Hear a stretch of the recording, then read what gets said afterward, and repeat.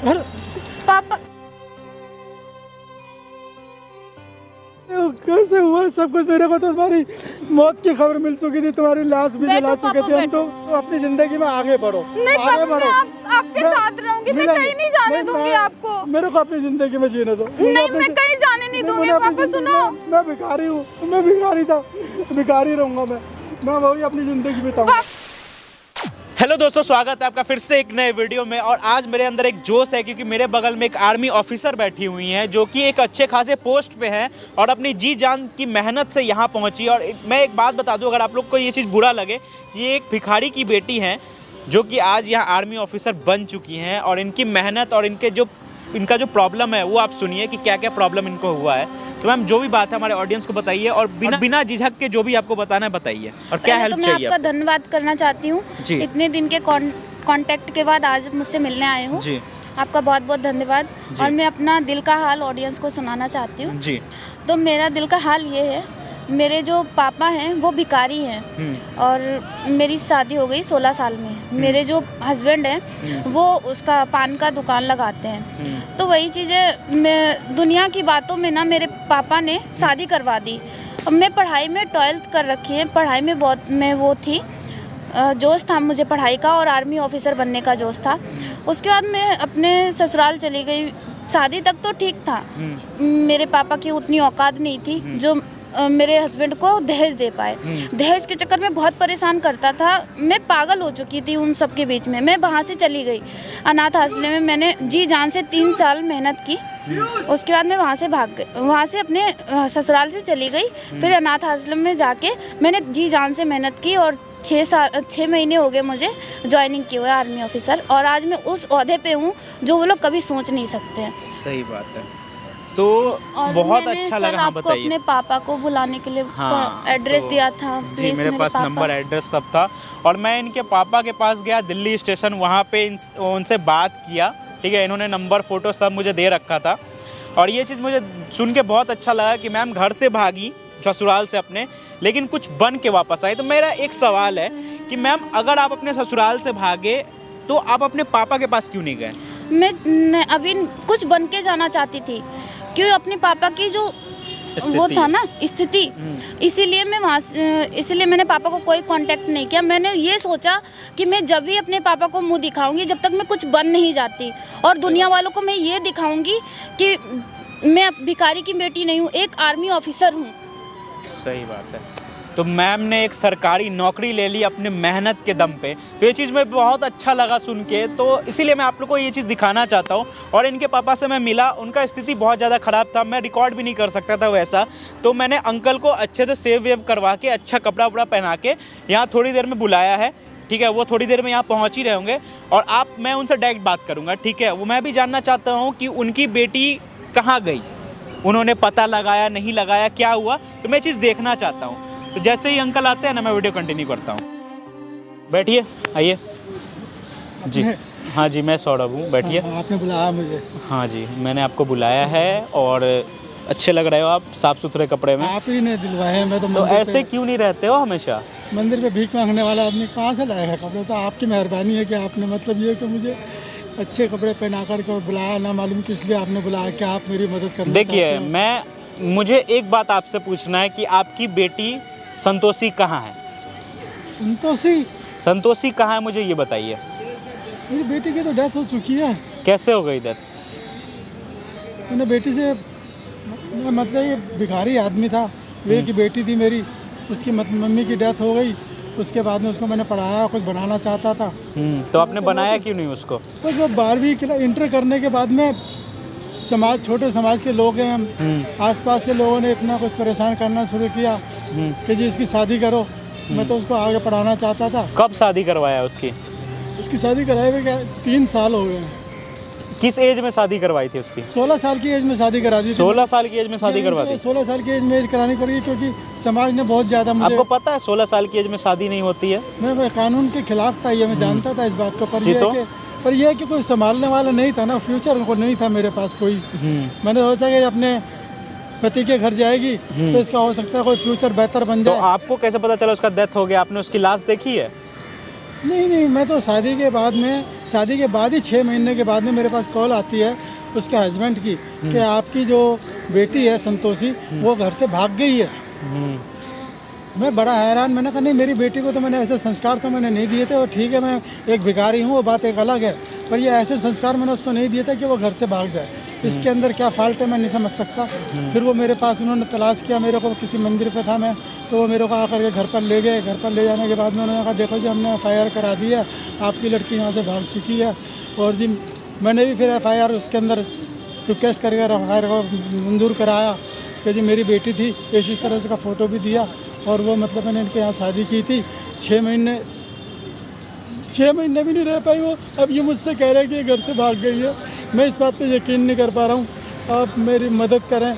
देखिए कि तो आपको कैसे पता चला कि आपकी बेटी मर चुकी है? फिर कुछ अरसे के बाद में थाने से एक कॉल आती है मेरे पास, जो है किसी मेरे जानने का फ़ोन, मेरे पास तो नहीं था, मेरे जानने का फ़ोन आया, बल्कि लड़के जो दामाद था मेरा उसी ने कॉल करी, देखो जी आपकी बेटी की लास्ट डेड बॉडी मिली है। कहाँ मिली?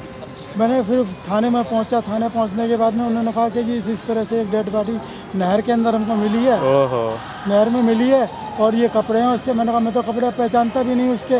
उसके हस्बैंड ने उसको वेरीफाई करा, तो केस बंद हो गया है ना? तो केस जो है ना वो डेड बॉडी दिखा के जी हमने उसको अब आप इजाज़त हम इसकी दाह संस्कार कर दें इसका। तो उन्होंने मेरी मौजूदगी में उस बॉडी का जो है दाह संस्कार उनके जो ससुराल वाले थे उनके साथ वो लोग कर दिया, वो कर दिया। अब फिर मैं अपने उसी हालात के अंदर फिर वही मेरी कोई ज़िंदगी चलनी शुरू हो गई। मैं वही अपना भीख मांगता रहा, अपने मंदिरों पे मस्जिदों में। तो फिर अब 3 साल हो गए इस बात को। चलो अप्रो मत, पता नहीं क्यों तलाश किया आपने मुझे, मैं तो मंदिर पे था वहाँ पर। चल कोई बात नहीं। मुझे कपड़े दिलवाए, मेरे तो कपड़े का बुरा हाल था मेरा। तो आपने क्यों मुझे याद किया, क्यों बुलाया? मैं आपको एक मकसद से बुलाया हूँ, ठीक ना? भगवान ने मुझे भेजा एक मकसद से। आपको मैं किसी से, आप रो मत, पहले तो रोना बंद करो, रोना बंद करो, पहले रोना बंद करो। आपकी बेटी संतोषी जिंदा है, आपकी बेटी संतोषी जिंदा है और वो अच्छे खासे मुकाम पे है। मिलना चाहोगे आप? मिलना चाहोगे? बिल्कुल बेटी के नाम से। ठीक, मैं उसको लेके आता हूँ, ठीक है? ठीक है, मैं उसको लेके आता हूँ, आप यहीं बैठे रहना, okay? A few minutes later. पापा संतोषी कहाँ थी तुम? आखिर तूने अपना सपना, ये आर्मी अफसर बन के आ गई मेरे सामने। आप रो मत पापा। कैसे हुआ सब कुछ? मेरे को तो तुम्हारी मौत की खबर मिल चुकी थी, तुम्हारी लाश भी जला चुके थे हम तो।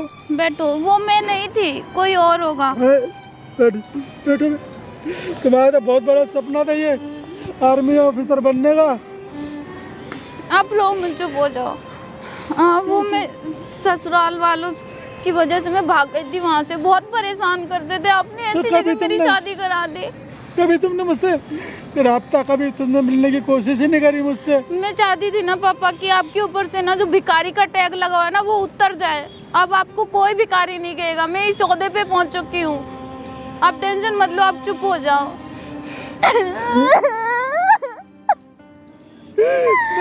मैं तो बहुत ज्यादा हाल, पता क्या था, बहुत बुरा हाल था मेरा। आखिर तुमने कभी मुझसे, ससुराल वाले जो परेशान करते थे, कभी तो मुझसे बोला होता, कभी मिला होता। मैं आपको और परेशान नहीं करना चाहती थी। बहुत। आखिर तुमने ये सपना कैसे पूरा किया? वो मैं अनाथालय में रहती थी, वहाँ पे मैंने 3 साल मैंने बहुत मेहनत की और 6 महीने हो गए मुझे यहाँ पे आए हुए। 6 महीने हो गए मुझे ज्वाइनिंग किए हुए। सर्विस, रेगुलर सर्विस मिल गई तुमको? हाँ, वहाँ पे कैसे? आखिर वो कैसे कर पाई तुम अकेले? मैं वहाँ से भाग गई थी ससुराल से। उसके बाद बताया था उन्होंने मुझे तुम्हारी बेटी भाग गई है। आखिर ये जो तुम्हारा सपना था, जो तुम मेरे को कहती रहती थी पढ़ाई के दौरान स्कूल की कि मैंने सपना पूरा करना, तुमने अपना वो सपना पूरा कर लिया। अब देखो तुम्हारी अपनी ज़िंदगी है। मैं चाहता हूँ तुम और ज़्यादा तरक्की करो, ऊंची पोस्ट पर जाओ। मेरी मैं सब करूंगी। नहीं, मेरी ज़िंदगी मेरी अपनी ज़िंदगी है, मेरे अपनी ज़िंदगी में जीने दो। नहीं पापा, मैं आपको मैं करूंगी, मैं कमाऊंगी, मैं खिलाऊंगी आपको। आप मुझे छोड़ के मत जाओ। मुझे उसकी ज़रूरत नहीं है, मेरे को अपनी ज़िंदगी है। मैं अपना जो करता आया, मेरे पे भिखारी का टैग लगा हुआ है ना, मेरे को उसी में जीने दो। नहीं पापा, मैं आपको कहीं नहीं जाने दूँ। मैं तुम्हारे से खुश, कहीं नहीं जाने मैं दूँगी, मैं बहुत खुश हूँ कि तुमने अपना सपना पूरा किया। तुम बैठो, तुम अपनी जिंदगी में आगे बढ़ो, नहीं आगे पापा, बढ़ो। मैं आपके साथ रहूंगी, मैं कहीं नहीं जाने दूंगी आपको। मेरे को अपनी जिंदगी में जीने दो। नहीं, मैं कहीं जाने नहीं दूंगी पापा। सुनो, मैं भिखारी हूँ, मैं भिखारी था, भिखारी रहूंगा मैं वही अपनी जिंदगी बिताऊंगा। पापा सुनो, पापा अंकल आप बैठो, इधर आओ। क्या दिक्कत आ रही है अब क्या दिक्कत आ रही है? मैं कुछ कर नहीं सका इसके लिए, मैं किस तरह से के साथ रहूंगा। अरे अंकल कोई बात नहीं, लड़की ने अपना कर लिया ना हासिल। मेरी तो अपनी जिंदगी है, जो टैग मेरे पे लगा हुआ था उसी की वजह से इसको भागना पड़ा, उसी की वजह से को जाना पड़ा। मैं भिखारी हूँ, भिखारी रहूँगा। ये अपनी ज़िंदगी में आगे बढ़े, तरक्की करे अपना। अरे अंकल ऐसा बात नहीं है, आपका बच्चा आपके लिए ही कुछ बना है कि आपका आगे का भविष्य सुधार सके। आपको मैंने इतने अच्छे कपड़े क्यों पहनवाए हैं? मैंने अपनी बेटी के बहुत फख्र है मुझे इसके ऊपर, संतोषी के ऊपर, कि ये बिना मेरी सहायता के खुद अपने आप बन के इसने दिखाया। मुझे गर्व है इस बात के ऊपर। अंकल मैंने आपको इतना अच्छा कपड़ा क्यों पहनवाया पता है? क्योंकि एक आर्मी ऑफिसर के पिता हो आप, और आपको इसी चीज में रहना है। ये भी आसान है, कपड़े तुम्हारे ही दिए मैंने। इसीलिए सर अब आपको अच्छे से जिंदगी बिताना है। अब जो बुरा वक्त चला गया वो चला गया। पापा मुझे छोड़ के मत जाओ, आप क्यों जा रहे हो? नहीं जाएंगे, ये आपके साथ ही रहेंगे। आप बैठो मैम, आप बैठो, ये आपके साथ ही रहेंगे। अब यहीं रहेंगे, आपके साथ रहेंगे। आपको खुशी नहीं हो रही है क्या? मैं आर्मी ऑफिसर बन गई हूँ। मैं गर्व है तुम्हारे ऊपर, मेरे को गर्व है तुम्हारे ऊपर कि तुमने बिना किसी की सहायता के तुमने वो मुकाम हासिल करा जिसके तुमने ख्वाब देखा था। जो तुम्हारा सपना था वो तुमने पूरा किया। मुझे बहुत खुशी है, तुमने बिना मेरी मदद के अपने ख्वाब को, अपने सपने को पूरा किया। मुझे बहुत फख्र है। चला बेटा साथ ही रहेंगे, आओ मुझे अपना घर दिखाओ। मैं अपने मुझे अपना बहुत कुछ कमाया है, मुझे अपना घर दिखाओ। मैं रोना बंद करो पहले। मेरी बेटी मिल गई, मैं अब से खुशी के आंसू है मेरे, अब मेरे खुशी के आंसू है। ठीक है, अब मेरे खुशी के आंसू है। अब मैं इसके घर, अब इसके साथ ही रहूँगा। तो दोस्तों आप लोग ने देखा कि यहाँ एक बाप बेटी मिल गए और मुझे बहुत ज़्यादा खुशी हुई ये करके। तो जितना हो सके वीडियो को शेयर करो। अगर आप इस वीडियो को फेसबुक पे देख रहे हो तो पेज को लाइक कर देना और फॉलो कर देना। अगर यूट्यूब पे देख रहे हो तो चैनल को सब्सक्राइब कर देना, वीडियो को लाइक कर देना। मिलता हूँ नेक्स्ट वीडियो में, अभी के लिए बाय।